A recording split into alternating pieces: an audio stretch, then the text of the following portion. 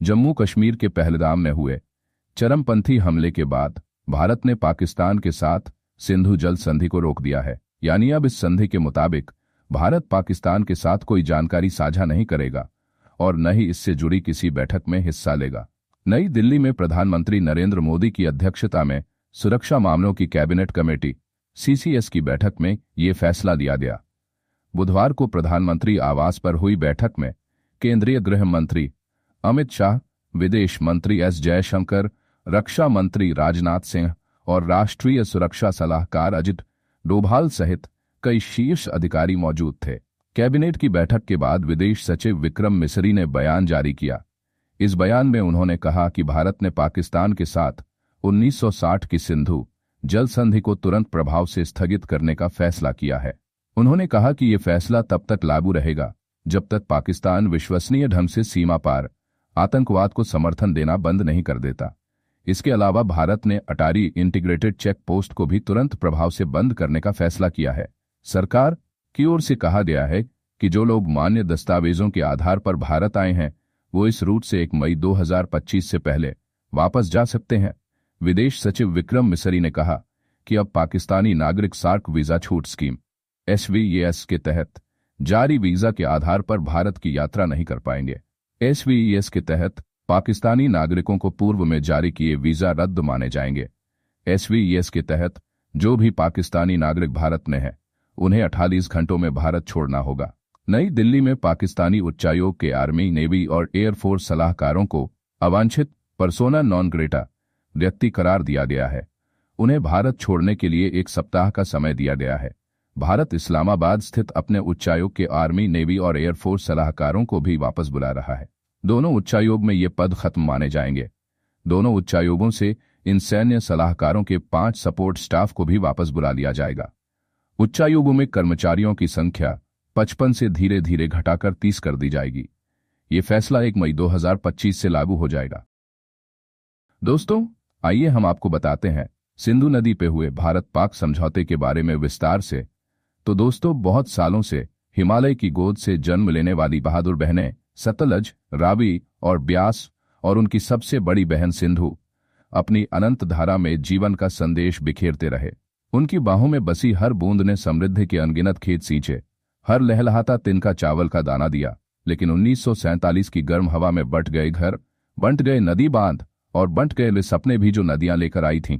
वो सुबह जब पंजाब के काले बादल गहराए और एक कसूरवार खून भूख का इतिहास रचा। नदियां जो सदियां एक साथ बहती आई थीं, अचानक 2 हिस्सों में टूट गईं। पूर्वी बहनें भारत में रहीं तो पश्चिमी भाई सिंधु, झेलम, चिनाब पाकिस्तान के कब्जे में चले गए। लेकिन भारत में बनी नहरें, बांध और चपकियां वहीं थे जहां वे सदियों से खड़े थे।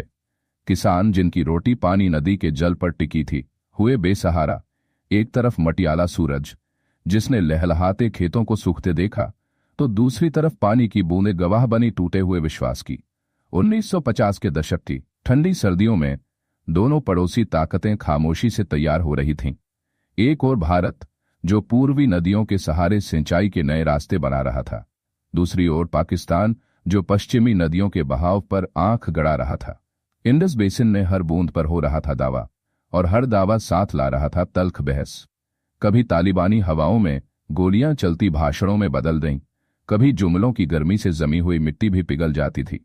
इसी बीच एक दिन सरका न कोई बंदूक न कोई किसान, सिर्फ एक प्रस्ताव आया विश्व बैंक से, जिसे उस वक्त IBRD कहा जाता था। क्या हमारे बीच कोई मध्यस्थता की दीवार खड़ी की जा सकती है? इस प्रश्न ने दोनों देशों के विदेश मंत्रियों के कानों को भाया, और इसी से लौटा कटु संवाद फिर से सौहार्द की ओर। वहीं दूसरी तरफ दूर यूरोप के शांत गांवों में बैठे डॉक्टर मिलर और श्री बटलर ने जब सिंधु के पानी का नक्शा खोला तो देखा नदियां बेशुमार, पर रास्ते बस 2 आदमी, 2 देशों के बीच फंसे। उन्होंने गिनती की बूंद बूंद खेत खलिहान को पहचाना और बताया कि पूर्वी 3 नदियां भारत संभाले, पश्चिमी 3 पाकिस्तान को छोड़ दो, लेकिन थोड़ा सा पानी भारत भी ले सकता है बिजली बनाने के लिए, मगर सावधानी से। 1958 की गर्मियों में जब पंजाब के खेत पर धान लहलहाने लगा, भारत पाकिस्तान के प्रतिनिधि इंडस कमीशन की लंबी चौड़ी मेज पर एक हुए। कभी शीतल चाय की प्याली में दर्म बहस घुल गई, तो कभी दस्तावेजों पर स्याही सूखने से पहले कागज जल उठा। यह योजना ठीक नहीं, इससे हमारी बिजली लाइनें रुक जाएंगी। भारत का एक प्रतिनिधि बोला।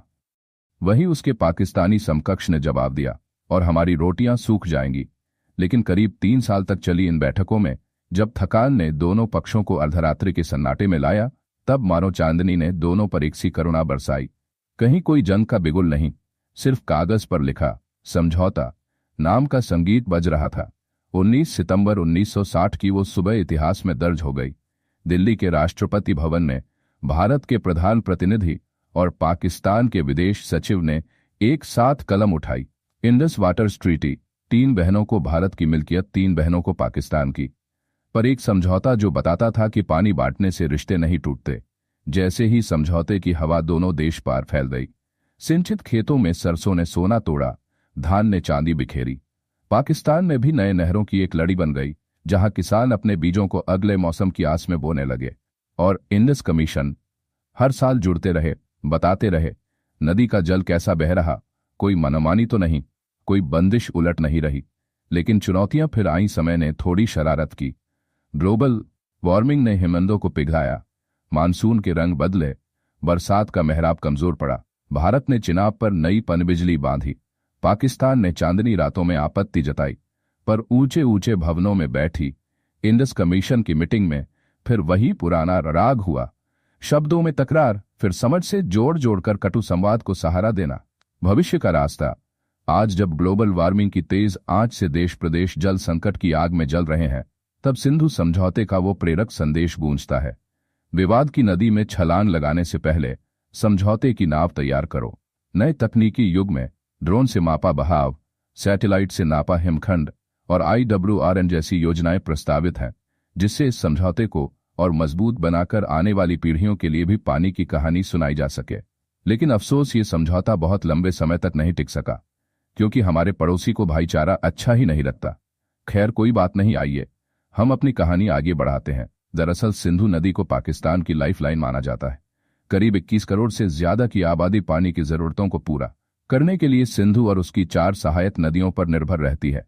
पाकिस्तान की 80% खेती लायक भूमि, जो कि करीब 16 मिलियन हेक्टेयर है, सिंधु नदी के पानी से सिंचित होती है। पाकिस्तान में सिंधु और सहायक नदियों के पानी का 90% हिस्सा सिंचाई के लिए इस्तेमाल किया जाता है, जिसके बिना पड़ोसी मुल्क के किसानों की कमर टूट जाएगी। इसके अलावा सिंधु और उसकी सहायक नदियों पर पाकिस्तान के प्रमुख शहर कराची, लाहौर, मुल्तान निर्भर रहते हैं। यही नहीं, तरबेला और मंगला जैसे पावर प्रोजेक्ट भी इन नदियों के सहारे की चल रहे हैं। सिंधु जल समझौते के स्थगित होने से पाकिस्तान में खाद्य उत्पादन में गिरावट आ सकती है, जिससे लाखों लोगों के सामने भूख का संकट पैदा हो सकता है। पाकिस्तान की शहरी वाटर सप्लाई रुक जाएगी, जिससे वहां अशांति फैल जाएगी। बिजली उत्पादन ठप होने की आशंका जताई जा रही है और इससे पाकिस्तान के कई शहरों पर ब्लैकआउट खतरा मंडरा रहा है। पाकिस्तान में सिंधु, चिनाब, बोलन, झेलम, रावी समेत कई नदियां बहती हैं, लेकिन सिंधु नदी पड़ोसी देश की लाइफलाइन है। सिंधु नदी तिब्बत के मानसरोवर के करीब सिनका बाब जलधारा से निकलती है और यहां से तिब्बत और कश्मीर के बीच बहती है। नदी का ज्यादातर हिस्सा पाकिस्तान को ही मिलता है। साथ ही घरों तक पहुंचने वाले पीने के पानी से लेकर खेतों की सिंचाई के लिए पाकिस्तान इसी नदी के पानी पर निर्भर रहता है। इसके अलावा पाकिस्तान की कई जल विद्युत परियोजनाओं के लिए सिंधु नदी काफी अहम है। यही वजह है कि इसे पाकिस्तान में राष्ट्रीय नदी का भी दर्जा हासिल है। अब भारत के साथ समझौता रुकने से पाकिस्तान को गंभीर जल संकट से गुजरना पड़ सकता है। दोस्तों, भारत और पाकिस्तान ने 9 सालों की लंबी बातचीत के बाद सितंबर 1960 में IWT पर हस्ताक्षर किए गए थे, जिसमें विश्व बैंक भी मध्यस्थ के रूप के इस संधि का हस्ताक्षर करता था। इस संधि ने निर्धारित किया कि सिंधु नदी प्रणाली की 6 नदियों के जल को भारत और पाकिस्तान के बीच कैसे साझा किया जाएगा। सिंधु जल समझौते के तहत हुई भारत पाकिस्तान की संधि सिंधु नदी और उसकी 5 सहायक नदियों सतलज, ब्यास, रावी, झेलम और चिनाब के पानी के उपयोग पर दोनों पक्षों के बीच सहयोग तथा सूचना के आदान प्रदान के लिए एक तंत्र निर्धारित करती है। दोस्तों, आपको जानकर हैरानी होगी कि भारत और पाकिस्तान के बीच आज तक कई सारे युद्ध हुए, कई आतंकी हमले हुए, लेकिन भारत ने कभी भी सिंधु समझौता रद्द नहीं किया। आज पहली बार ऐसा हुआ है जब सिंधु समझौता रद्द किया गया है। दोस्तों, आपको बता दें कि भारत ने 1965 की जंग में भी पाकिस्तान के साथ सिंधु जल संधि स्थगित नहीं की थी, जबकि उस वक्त भारतीय सेना लाहौर तक कब्जा करने के लिए पहुंच चुकी थी। इस युद्ध में पहली बार दोनों देशों की वायुसेना ने हिस्सा लिया और संयुक्त राष्ट्र की दखल के बाद करीब 20 दिन तक चली इस जंग को खत्म किया गया। भारतीय सेना के शौर्य के आगे पाकिस्तान ने घुटने टेक दिए थे। इसके बाद 1971 की जंग में तो भारत ने पाकिस्तान के 2 टुकड़े ही कर दिए और बांग्लादेश का जन्म हुआ। तब पूर्वी पाकिस्तान, अब बांग्लादेश ने हालात इतने बिगड़ गए कि पाकिस्तान ने अपने ही लोगों के खिलाफ सेना उतार दी थी। पाकिस्तानी सेना ने पूर्वी पाकिस्तान के निवासियों पर जुल्म किए और इस पर भारत ने 3 दिसंबर 1971 को पाकिस्तान की सेना पर हवाई हमला कर दिया। इसका अंजाम ये हुआ कि आखिर में पाकिस्तानी सेना ने हारकर सरेंडर कर दिया और पूर्वी पाकिस्तान कटकर एक नए देश बांग्लादेश के रूप में स्थापित हुआ। इन हालातों में भी भारत ने पाकिस्तान के साथ सिंधु संधि स्थगित नहीं की थी।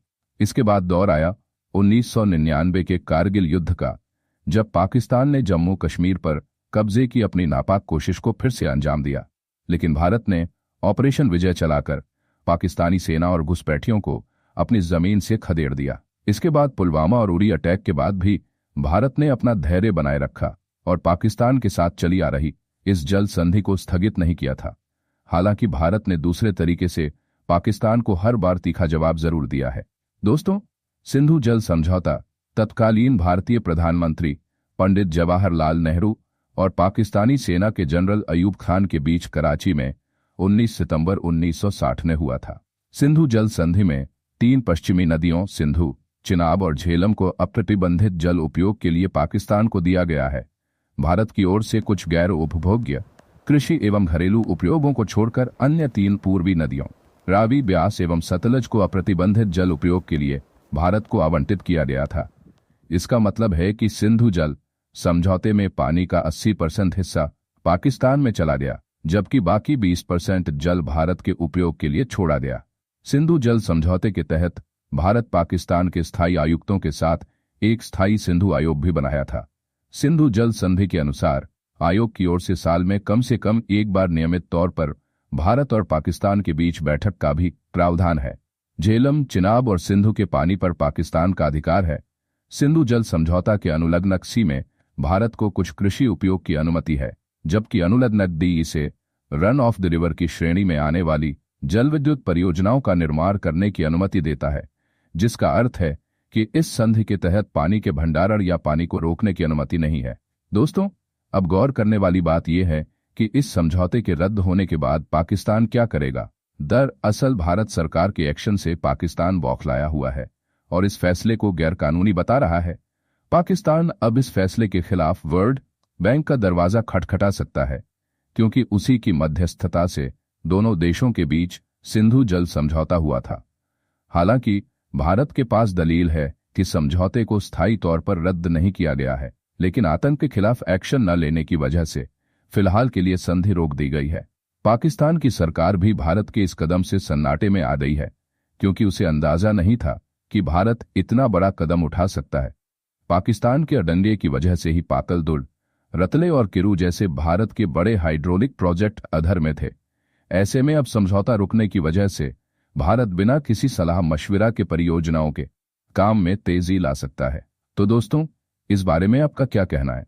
अपनी राय हमें कमेंट में जरूर बताएं।